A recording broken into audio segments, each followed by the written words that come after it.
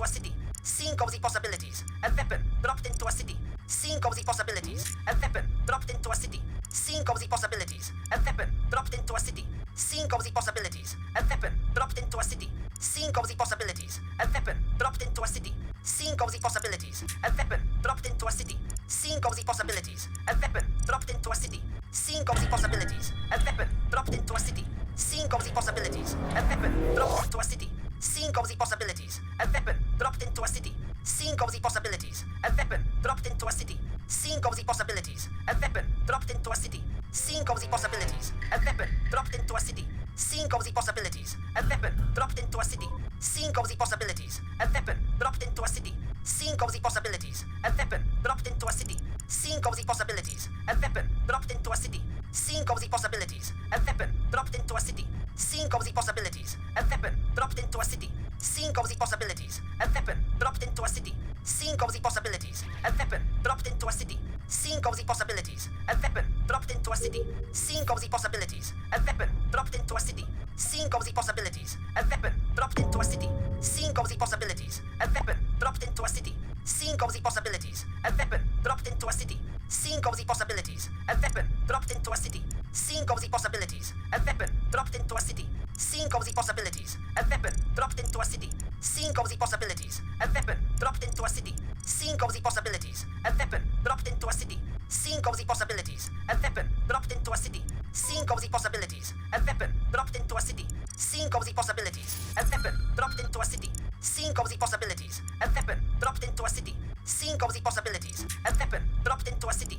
Think of the possibilities. A weapon dropped into a city. Think of the possibilities. A weapon dropped into a city. So, in the movie Over the Hedge is pretty weird, right?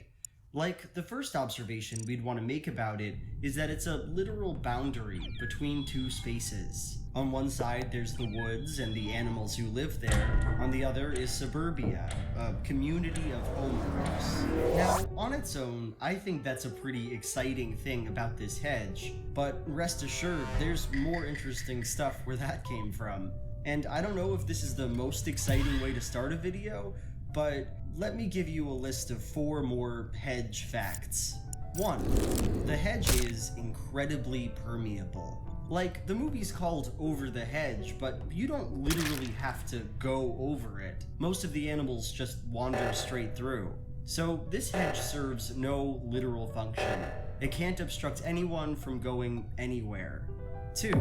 Going through this hedge doesn't grant meaningful access to the world on its other side. Sure, anyone can pass through it easily, but when an animal does that, they're still fundamentally an animal. The two populations in this movie speak different languages, have totally different cultures, and it seems like that fact is embedded in the fabric of this universe. It can't be changed. 3. This hedge isn't a border so much as it is an enclosure. Toward the beginning of the movie, the Steve Carell squirrel runs along the perimeter of the hedge and notes that it goes on forever in either direction. It never ends that way too. The reason for this being, it's a circle, one that traps nature inside of it. 4.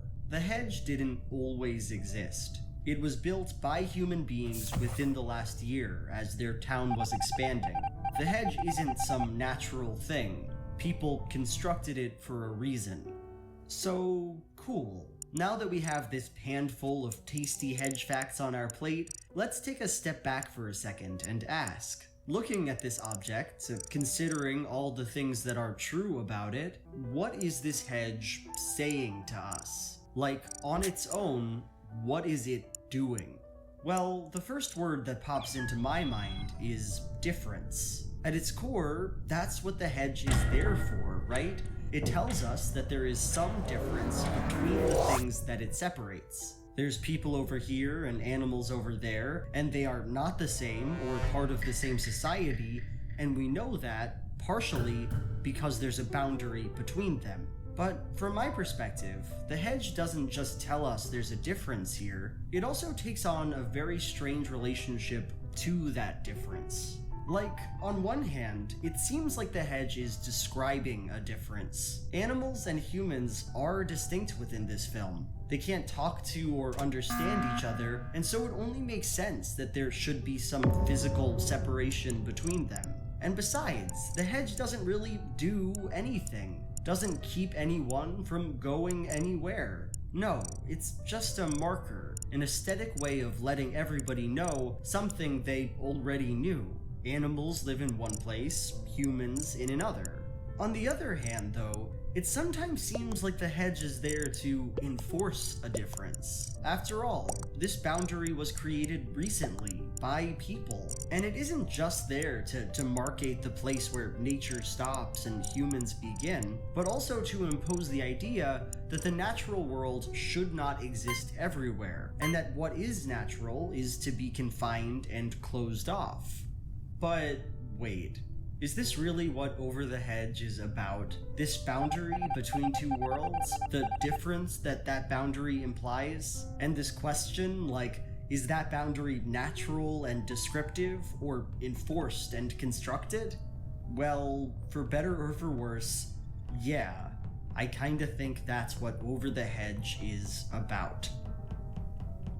Hey everybody.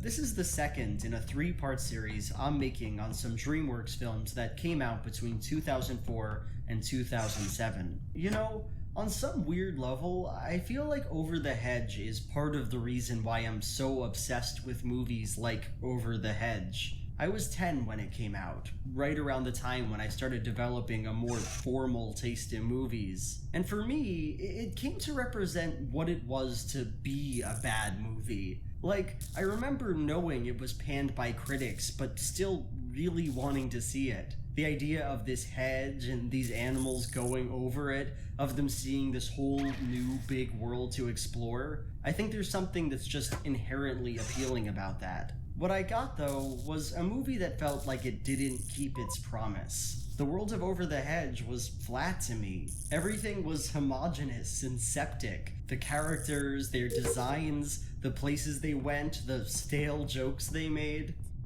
Ew, nasty! Oh my god, it's so gross!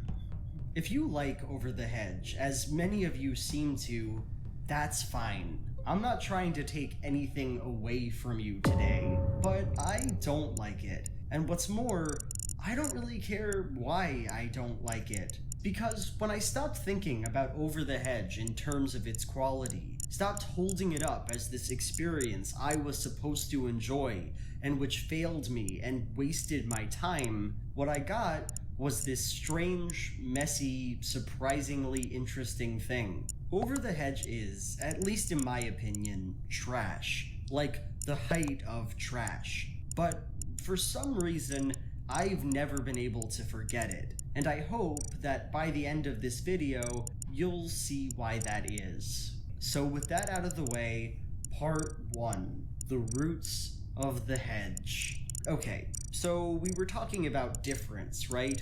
The way that Over the Hedge understands difference. And because of that, I think it's important to establish that this theme isn't exactly new to DreamWorks. In fact, I would argue that it's been kind of a central theme in both of the movies we've talked about so far in the series. Like, look at Shrek. At its core, that's a movie about a character who's genuinely different from the other people in his world. Shrek is gross and weird. He really likes eating eyeballs and living on a swamp and doing the big fart. But in addition to the ways that Shrek is just eccentric and unique, there are a number of ways in which difference is imposed on him. The notion that he's ugly, that he's an outsider, that he's incapable of giving or receiving love. These characteristics don't come from Shrek, and they're not healthy for him either. And in a nutshell, getting rid of these unwanted, socially constructed differences is the movie's main thrust. Solving this problem is what has to happen before the movie is over. I'm an ogre! You know, grab your torch and pitchforks! Doesn't that bother you? Nope. And Shark Tale, though it is a lot messier than Shrek, does take on a similar structure. Oscar the Fish has a sort of strange, different personality. He's goofy and airheaded, And more importantly, he genuinely enjoys doing manual labor that others would see as boring or unpleasant. Look, I'm gonna get you some coupons. We're gonna get you a free hot wax and all that. You like that? All right, go ahead, big baby. Thanks, Oscar. But like Shrek, there are other, more toxic differences that are imposed on Oscar. That he's an incompetent loser as far as the other fish are concerned, and that he's food as far as the sharks are concerned. Please don't comment that sharks are just another type of fish, by the way. I already know everything there is to know about sharks, and that comment would only infuriate me. Anyway, before the film can end, those bad, artificial differences have got to go. So, at the